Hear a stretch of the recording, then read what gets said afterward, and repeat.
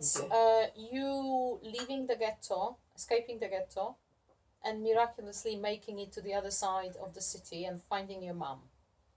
Okay. And you know you can't go back to the ghetto, obviously, neither of you. So But I'm already with my mother. yes, yes, you found your mother. Mm-hmm. Now, this is where the whole story begins, actually. Yeah, today is all about Irmgard Vid. And so now my mother is in a situation, because I had to tell her, of course, that it's impossible. We can't go back to the ghetto because of the situation and so on. And now she is in a situation. What shall we do? So, first of all, she said, "We have to go. I have to go to work. I must go." So she took me with her to work. Well, when I say she took me with her, it's to say it is one thing, and to do it was another thing. Because to go with me through town, looking the way I live, it was a little awkward, to say the least. And and she had to be without an armband, because on her own she was not allowed to walk around with her. It was all very, very difficult, but we got there somehow. Like we say, miraculously, right? We got to work, and so the others, the whole group of people who were working, came from the ghetto, unbeknown that they going back will be taken, obviously, because they did not have either the W or the R Badge. It was a patch of material. And so they arrived, and my mother and they were sitting working, and I put myself in a small corner there and was sitting there.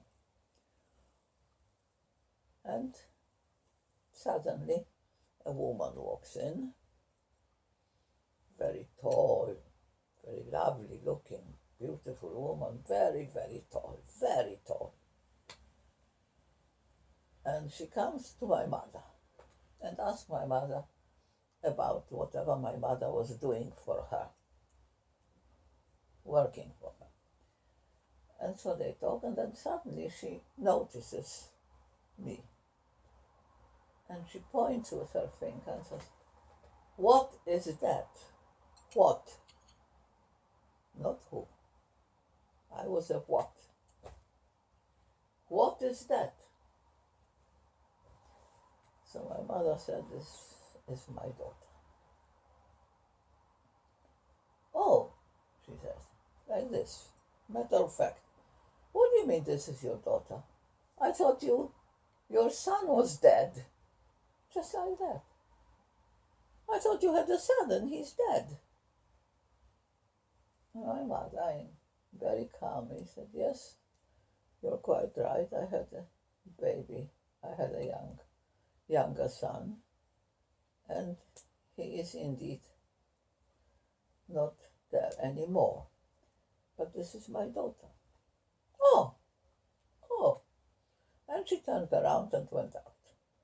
That was that. How much did you understand from this exchange? Because at that point you didn't speak German. No, I didn't. But I only saw, and I understood some, because of course I understood some German by that time. Yes, I just didn't speak it. I had no opportunity to talk German to anyone, but I understood, of course. But when she said, "What is that?" I knew.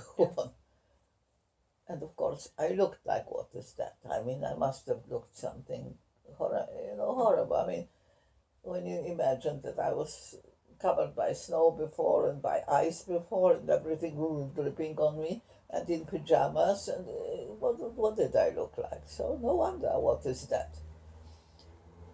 But after a while, she came back.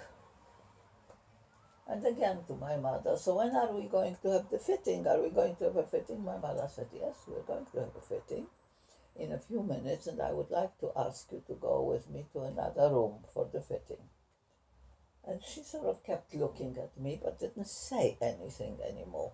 Didn't make any remark about me, nothing. She just kept looking.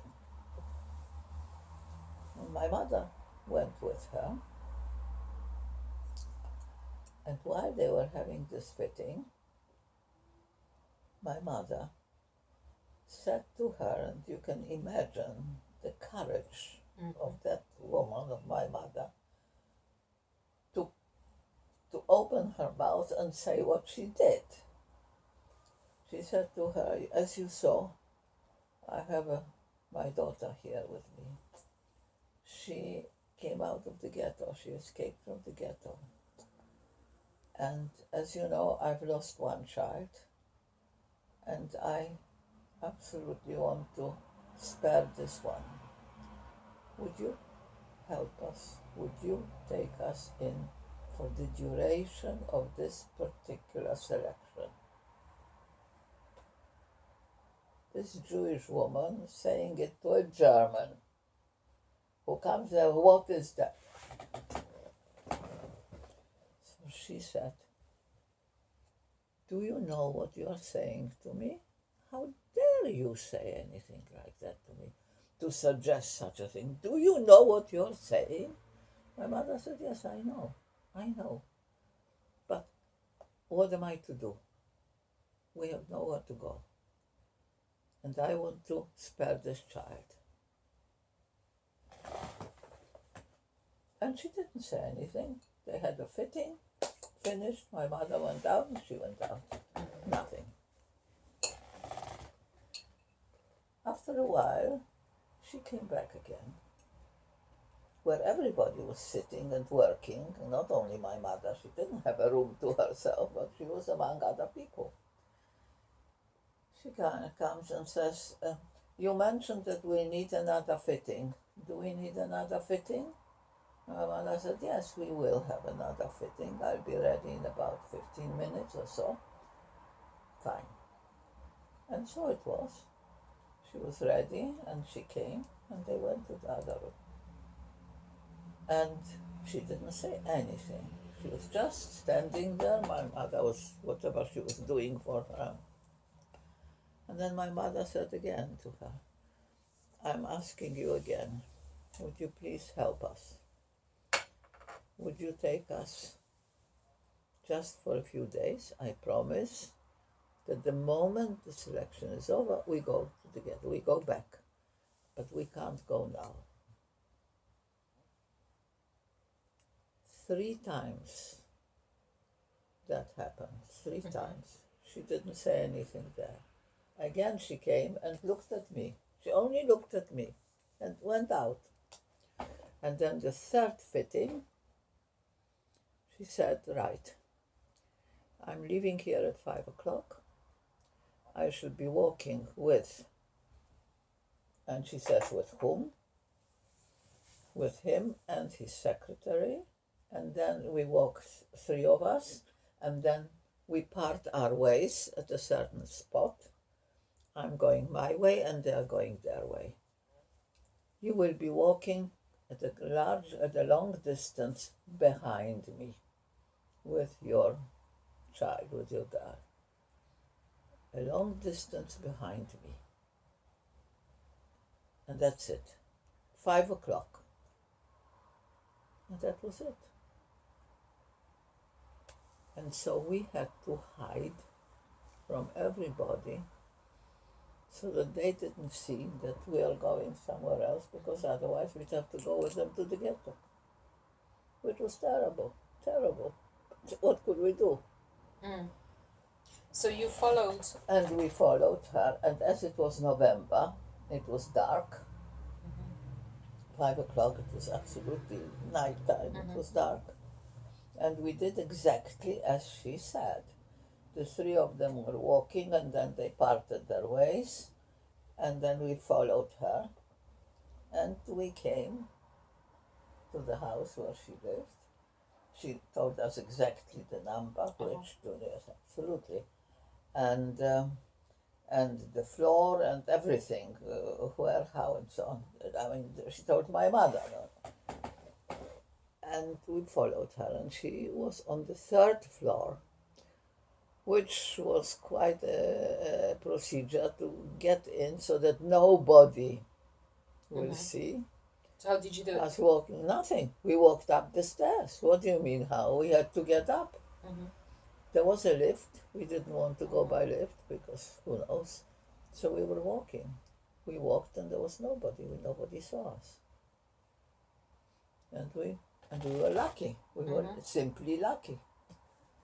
And we went in the door. She opened the door and there we were. And from then on, that was it. We stayed there. And it was going into that apartment was like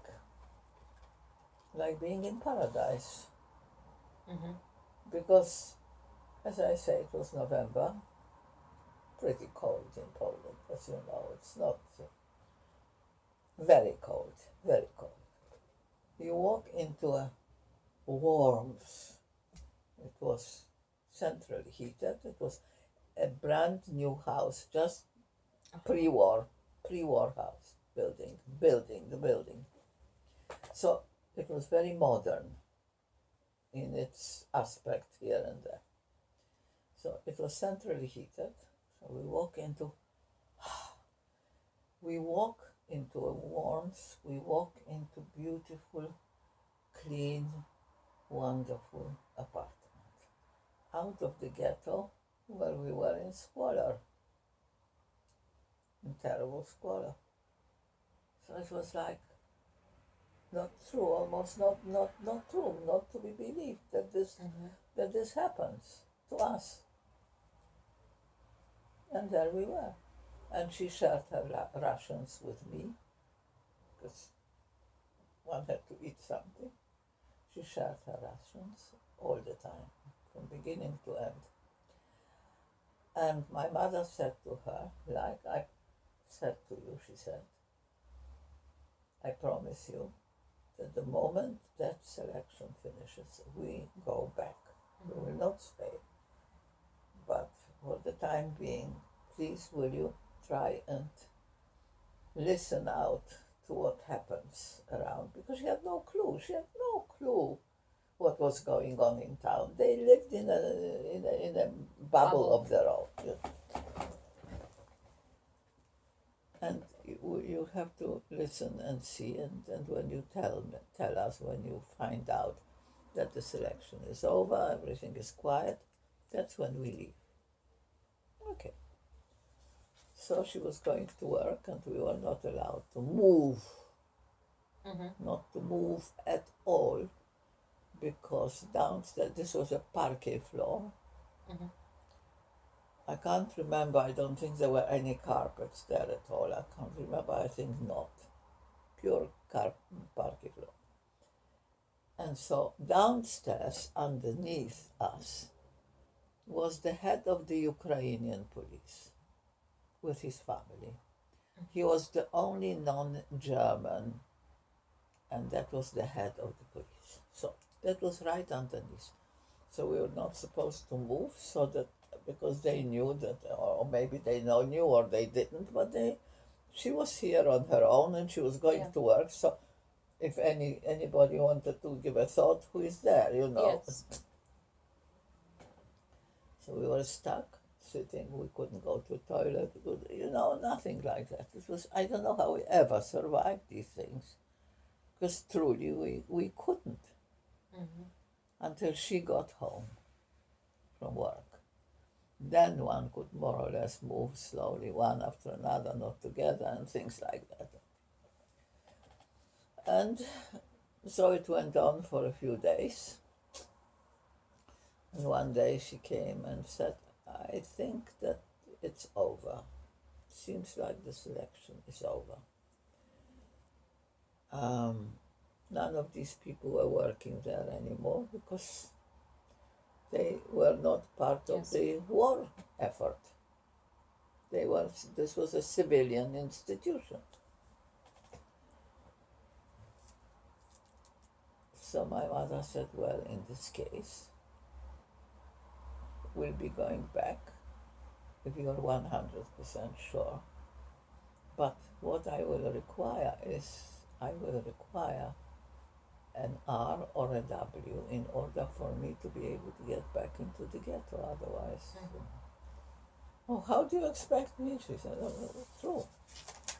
And my mother said, but you mentioned that you still have a doctor, a Jewish doctor, because she believed in Jewish doctors and Jewish pharmacists, and she believed in those, but in others not so. In those, yes. And this doctor was still around, and so she was his patient. And my mother said, if you'll ask this Dr. Schwieger to get you an R or a W, I will pay for it, whatever it costs, and then I can go back, we can go back to the ghetto. And I don't know how am I going to. Well, when you go to him, ask him, well, what can we do? We have no other way. There is no other way. So she went, and she asked him. And the man was stunned, of course. He thought it's some kind of a, some kind of a trick of some sort of. So I don't know, what do you mean? Why do you need a thing like this? Why do you need such a thing? So she, being naive and very naive person as she was, very naive and very straightforward and very upright and honest, and whatever she thought was on her tongue, she never lied, she couldn't, she was not one of those people, she was totally like this. So she said, yeah, because I have a Jewish lady and with her little young daughter with me, and they want to go back to the ghetto. She told him the whole thing. The man stood there and I couldn't believe what he was hearing. Yeah? So he said, well, all right, I tried to get it for you, And he did. And he got my mother an R, I believe it was, for the industry, in a heavy industry. But when he was giving it to her, he said, but we don't have any children, my wife and I, but I have a niece, 18 years old. Would you take my niece and hide her? When she told him she's hiding two Jewish, and hide her, and for which I will pay you. And he named some sum of money in dollars, which was a lot of money in those days. And food. I provide food and pay you that. And she came home with it and gave my mother this. And she refused. She said, no, I'm sorry, I can't do that. They are going, I can't do this anymore, whatever she talked with him about, but she said no. And she came and she was terribly, terribly upset and in a state of nerves. And I said, what happened? Why are you so upset? Something happened? I mean, what happened? And she actually respected my mother greatly. And my mother spoke fluent German, there was no problem. They communicated intelligently because she was a very highly intelligent woman, And so she told her, and then she told my mother what went through, And she said, and so my mother said, so, all right, so why are you so upset? She said, what do you mean, why? How did he dare to offer me money? When I have you here and Lili, if the Gestapo all right, but if I would do a thing like this for money, and I should die from the Gestapo for money, how did he dare to suggest a thing like this to me? I don't do that sort of thing for money. She was terribly irate. She was so upset about it that she, her honor, how. She said, if I do it with you, if they get me, all right. I tried to do something, but this way, to die for money? Never. And that was that. So my mother said, okay, I understand. It's. And she said, all right, so tomorrow, now that I have this, so we should leave tomorrow. When you come home, when it's dark, we'll go. So she said like that. Frau Stern, you don't have to leave. You don't. You can stay. I'll have you here with Lili. You don't need to leave. My mother said, it's impossible. First of all, I promised you that we will. That was number one. And number two is I have my parents. I hope I still have them in the ghetto. And we need to go, and I look after them. I can't just not go back. I have to go back. So it's very wonderful on your part, but we'll go back. Thank you very, very much. So she said, Frau Stern, you are a grown-up person. You can do as you wish and as you like. I can't force you. You don't want to stay, you can go. But if the Gestapo takes you, no, she said, but Lili, the Lili, I will not give you. So my mother said, what do you mean you won't give me Lili? What do you expect to do with her? She said, no, I will not give you Lili.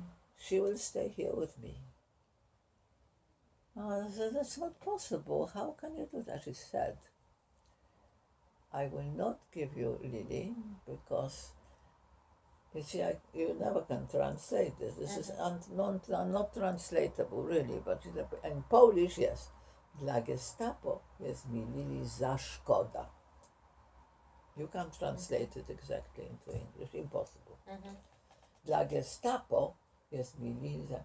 In German, she said in German, für die Gestapo ist mir die Lili viel zu schade. Dla Gestapo jest mi o wiele za szkoda. But I want you to know, that's how she spoke, that if they catch you, then don't worry about Lili, I will adopt her. And that was that. How old was she then, more or less? She was 2 years older than my mother, so she would have been, my mother also, she was 1908, so what would that be? 1906. My mother was 1906. Well, she was 1908. No, she was younger than my mother. Sorry, not older. My mother, yeah. But similar age, so she could young. have been. She was young. I mean, you can see. This is her passport photograph. This is the passport photograph which I enlarged. That's the only thing I had of hers, was her passport, and I still have it. But that's an enlargement from the passport. And this is what she looked like. The passport photograph was taken in 1941 or so. I have to bring one photo with me next time I come, because it actually struck me the first time I saw her photo. This particular photo. She looks very much like my godmother. Really? Yeah. But I'll tell you who she really looked like. She looked like Katharine Hepburn, the actress. To that extent that when she lived in America, in New York, people were stopping her in the street. She looked exactly the same. Then she even had the hair down, up. She looked just like Katharine Hepburn. Yeah. Yeah.